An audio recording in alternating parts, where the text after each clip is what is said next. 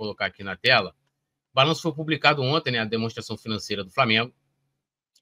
Foi publicado ontem. E a gente tem algumas coisas aqui a falar. Balanço. O Flamengo tem receita recorde, mas dívida aumenta e chega a 327 milhões e 24. E aí, aqui, assim, ó, você já viu, né? O Flamengo tem receita recorde, mas dívida aumenta e chega a 324. Você acha que o Diogo destacou? Ele fez um tweet sobre isso. Ele fez um balanço. Ele colocou aqui, ó. Balanço divulgado. Segue a análise dos principais números do demonstrativo, né, financeiro do Flamengo em 31/12. Saldo em caixa, 70 milhões. E sabe por que o Flamengo teve 70 milhões em saldo de caixa? E aqui ele não vai explicar o porquê, né? O saldo que o Flamengo teve em caixa foi porque ainda em dezembro, o BAP falou isso na Flamengo TV. Não sei que o BAP esteja mentindo, e aí o Diego Lemos pode falar. A previsão era de 3 milhões, o Flamengo terminar o ano de 2024 com 3 milhões em caixa. O BAP foi lá, né, já naquela fase de transição, começou a cobrar os devedores do Flamengo. Aí o Diogo ele falou, vou mostrar aqui para vocês. Ele falou. O que você recebeu? Dia 31 de dezembro, o caixa tinha 3,3 milhões de reais. Essa era a previsão orçamentária. Tá certo? Essa era a previsão. Pra vocês terem uma noção, sim, 3 milhões é o que o Flamengo tem de despesa corrente, por exemplo, a cada dia útil. E aqui, um dia de caixa. Sim. Então, nós fizemos uma série de ações e acabou que esse número chegou no final do ano a valores melhores do que a gente esperava. A gente conseguiu até algumas antecipações, que eu caí dia 5 de janeiro. Felizmente, a gente agradece aos patrocinadores que ajudaram a gente. Porque quando você começa a abrir essas frentes, João, de tentar recuperar caixa, você fala com 10 pessoas, mas você não sabe qual das 10 vão conseguir te ajudar. Né? Então, tinha gente que devia a gente cobrou, não recebemos de todo mundo que devia a gente o que a gente esperava. Por outro lado, a gente também pediu a quem não devia a gente que puderam antecipar algumas coisas, então uma coisa ajudou a outra.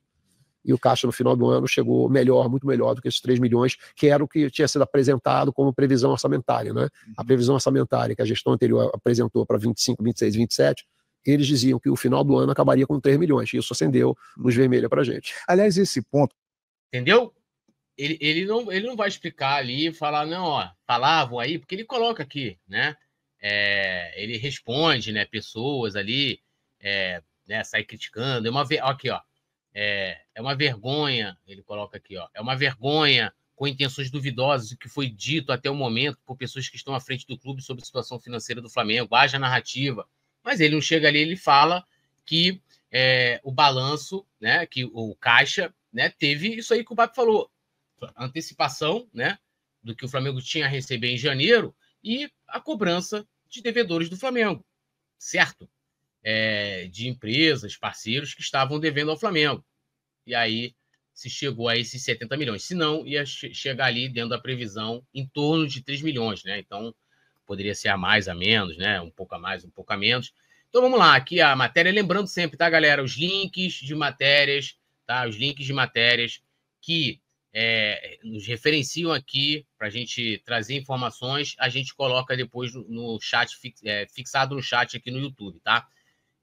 Deixa eu ler aqui. Gabriel Braga, colocando aqui. Cada vez que leio sobre esse novo contrato de TV, fico indignado e aliviado. Não gosto nem de imaginar como o clube ficaria após o mandato do Duncha, ainda mais se a gente considerar o estádio. Meu amigo, só com o estádio, tá? Só com a questão da onde eles iam tirar dinheiro, se na previsão orçamentária deles eles não apresentavam novas receitas. Da onde? Isso pegando a retórica deles mesmo. Olha, não vamos comprometer o poderio esportivo, os investimentos, né? Esse dinheiro aí. Por que aquele parada de CEPAC?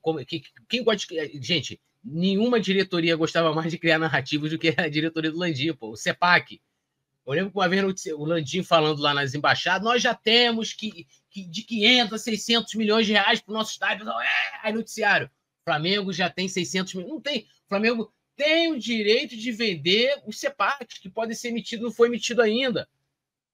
Que, assim, o Vasco não vendeu deles, meus amigos, desde do ano passado emitido e aprovado. Tá? Pela Câmara dos Vereadores aqui do Rio. Mercado imobiliário superaquecido. Então, você tendo que vender com desconto. Então, assim, adoram criar narrativas, pô. Imagina!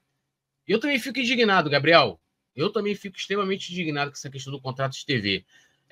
Iron, Landim é expert em economia, área de futebol não é economia, Bota, diretor técnico. O Landim é expert em petróleo também.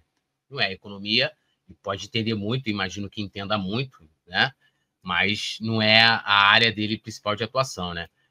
Iron, Flamengo TV, 7,2 milhões, lucro diário, 563 milhões. Não entendi o que você está falando. Flamengo TV, tira... Não tira isso, Iron. Desculpa, não tira isso. Isso aí é doideira.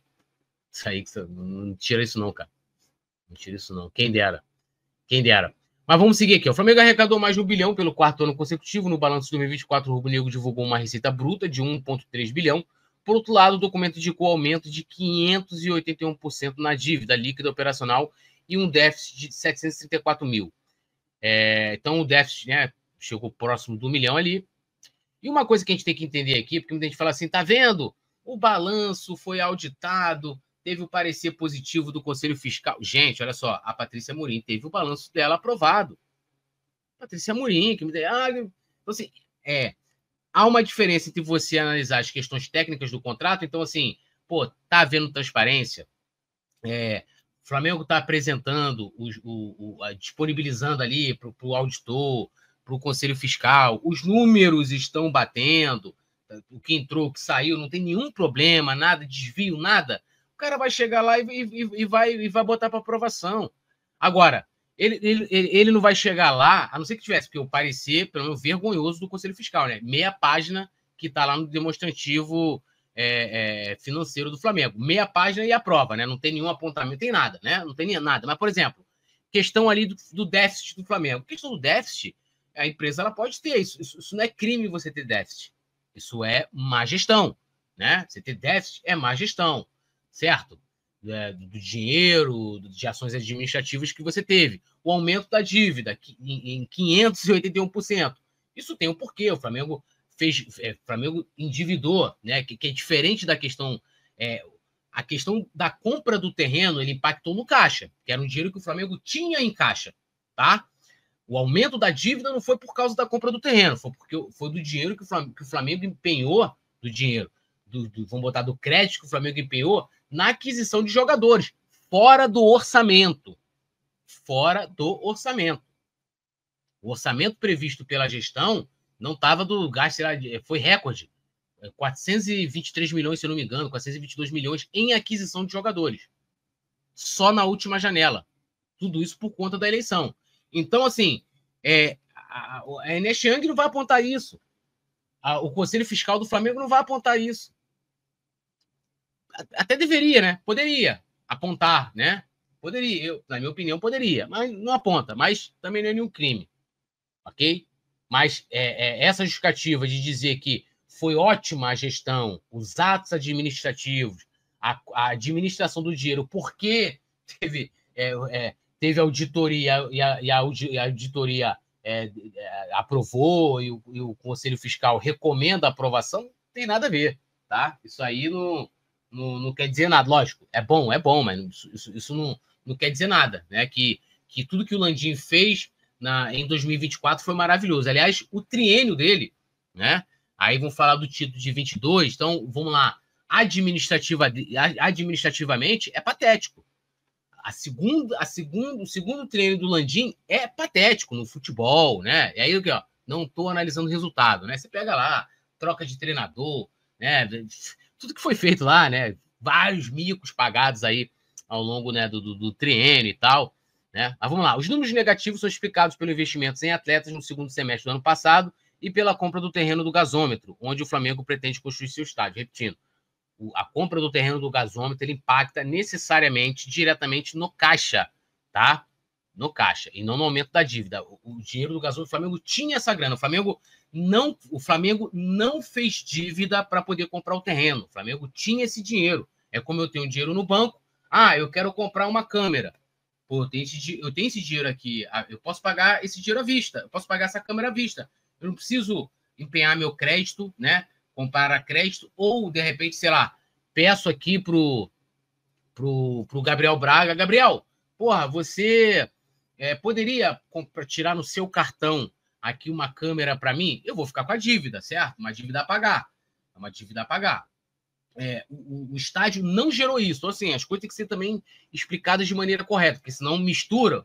Então, assim, qual foi, para vocês entenderem, para não cair narrativa, qual foi o impacto da compra do terreno do gasômetro? O impacto foi no caixa. Um dos motivos da gente ter tido um caixa baixo, uma previsão de caixa baixo no final do ano, foi por conta da compra do terreno. Por que o Flamengo teve, tá, o número negativo de déficit, o aumento da sua dívida? Foi por conta, né, dos investimentos feitos em atletas, tá? Aí aqui coloca um trecho, tá, do balanço, né, das explicações do balanço, tem inclusive lá uma carta da diretoria, ó, no ano de 2024 o Flamengo realizou investimentos expressivos no elenco, chegando a 415 milhões, até errei, né, o maior valor da série histórica desde 2019, o que, apesar de elevar o ativo do clube, né, lembrando, todo atleta, assim como o terreno também, é um ativo do clube, tá? É um ativo do clube. Contribuiu para gerar, se aumenta, né, o ativo do clube, mas, né, você tem um aumento da dívida também. O clube voltou a ter um capital circulante negativo de 182 milhões, reflexo da redução do saldo de caixa e do aumento das obrigações de curto prazo referente à compra de jogadores, tá? Mas isso aqui não é, tá? Ali o capital circulante negativo, a gente está falando aqui, como eu disse, com relação à dívida, né? Receita bruta, 1,3 bilhão, inclusive receita recorde, tá, galera? Receita recorde, bateu recorde, isso aí, tá? Bateu receita recorde. Receita recorrente, também recorde, né? 1,2 bilhão. O EBITDA, né? 271 milhões. O EBITDA a gente pode botar como se fosse a saúde financeira, né? Tinha lá, se não me engano, em 2023 foi de 400 milhões, diminuiu um pouco agora em 2024. Custos e despesas operacionais, 935 milhões, né? Tudo que o Flamengo pagou, né? Salários, né? Imposto, papapá. O déficit foi de 734 mil, como a gente falou. E a dívida operacional líquida, 327 milhões. Tá? 327 milhões. Receita recorrente, 1,2 é o maior dos últimos 6 anos. Os custos e despesas operacionais, que somam 935 milhões, também atingiram o maior valor da série histórica. Ou seja, assim como o Flamengo arrecadou mais desde 2019 para cá, o Flamengo também gastou mais, né? Foi o ano que o Flamengo mais gastou. Dos pouco mais de 1,3 bilhão arrecadados, né, o bruto, 107 milhões vieram de venda de atletas. Em 2023, o Flamengo havia arrecadado 303 milhões, com venda de jogadores fechando o ano com superávit de 319 milhões. E aí, lógico, um dos grandes problemas, né? Aí, para o Flamengo ter tido déficit, ter aumentado a dívida, se deve, né, justamente ao Flamengo não ter vendido jogadores. Ou seja, o Flamengo, o que o Landim fez foi não equilibrar o problema.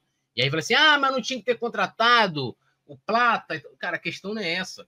A questão foi você não ter tido um equilíbrio entre o que você investiu e você também. Saiu, entrou. Você vai equilibrando. Poderia, mas mesmo assim, de repente, poderia, beleza, mas as coisas estariam mais equilibradas, tá? Então, aqui, vendo os investimentos em direitos econômicos de atleta, né? Não vou ficar aqui. Então, aqui, ó, custo de jogador contratado em 2024, né? De La Cruz, 102 milhões. Isso aqui foi, né?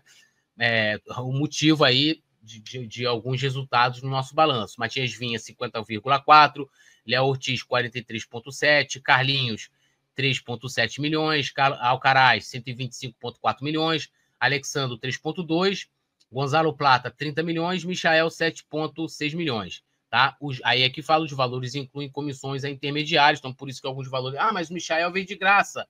O Alexandre não pagou direito direito federativo, mas tem comissão, né? Ali paga também. Luvas, né? O clube encerrou 2019, o primeiro ano da gestão Landim, com 466 milhões em dívidas. Em 2020, o valor aumentou por causa da pandemia e chegou a 585 milhões, né? A gente, inclusive, fechou com déficit naquele ano, né? Antes de 2024, a única vez, desde 2019, que a gente tinha fechado com déficit foi em 2020, né, por conta da pandemia, obviamente, mas voltou a reduzir em 2021, falando da dívida, né, e caiu para 292 milhões, em 22 chegou a 227 milhões, antes de cair para 48 milhões e 23, isso muito, né, eles comemoravam isso, olha a dívida agora, 48 milhões e tal, e eles aumentaram agora para 327 milhões, né?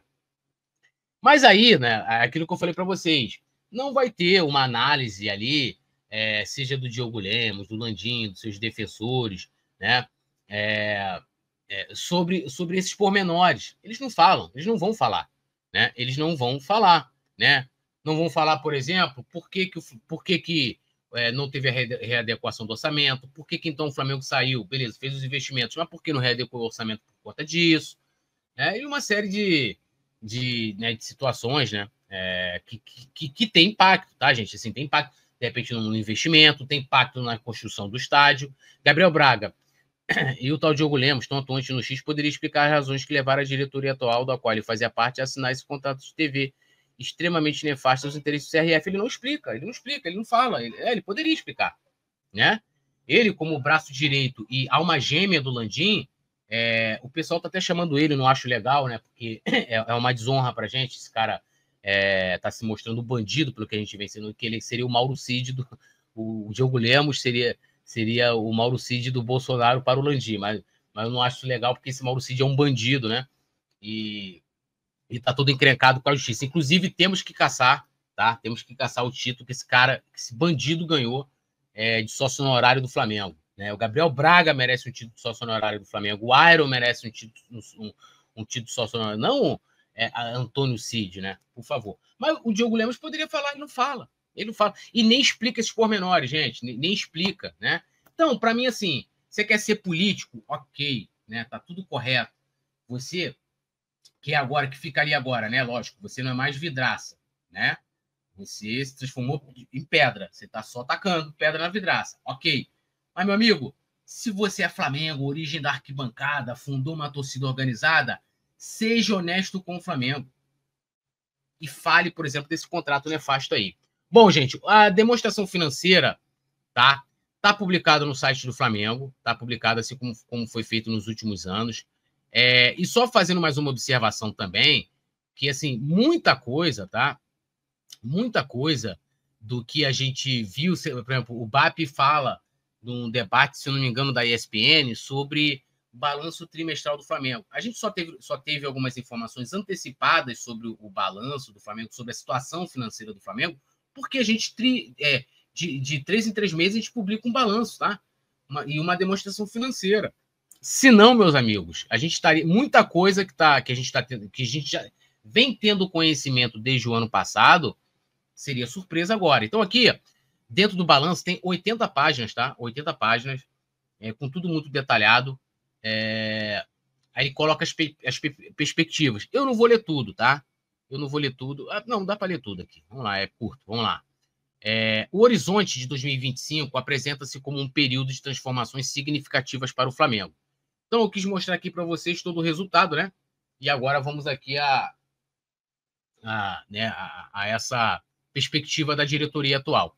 A renegociação do contrato de transmissão do Campeonato Brasileiro ocorrida em 2024 impõe novos desafios financeiros que exigirão um reposicionamento estratégico do clube. Estamos cientes de que esse novo cenário demandará adaptabilidade e inovação.